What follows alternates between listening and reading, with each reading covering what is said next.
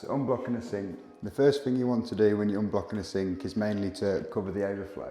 Because if you try and plunge it without doing that, the water will just shoot out, so it won't clear the blockage. So you can use anything really to cover it, but I have some plumber's mate here to put over it, but even a rag or anything else can do that for you.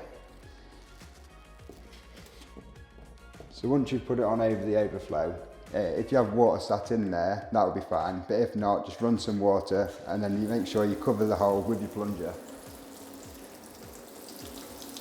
Once you have enough water in there to plunge it, you just want to go up and down with the plunger and you'll feel the blockage sort of moving as you do it. Then as you pull up, you should get stuff to come up the drain.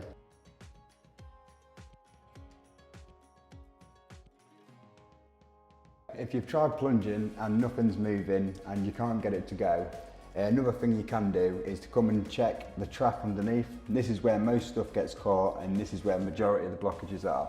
The first thing you want to remember before you take this off is to check the sink and make sure there's no water in there, otherwise it will all empty out on your cupboard.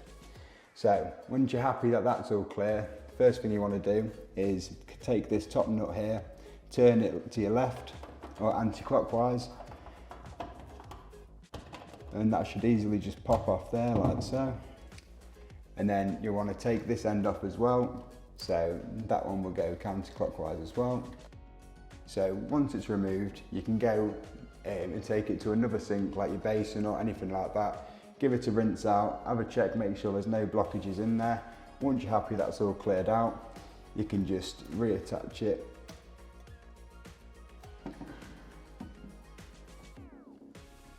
Make sure you take the washer out if it does get stuck in and just put it back on the pipe like so. And then you can just push on and turn it clockwise, make sure it's at least hand tight.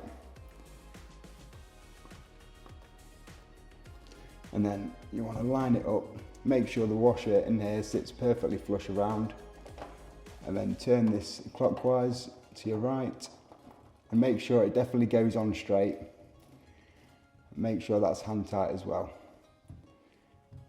Then when you're happy that's all hand tight and okay, you can then turn on your water and just make sure there's no leaks or anything like that.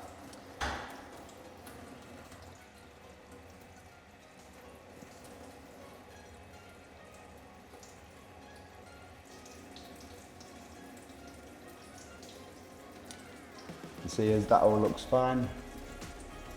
If that still hasn't cleared your blockage or anything like that, then the best thing to do is to call a specialist and get them to come out and have a look, because it could potentially be a bit more of a bigger blockage than something as simple as in there.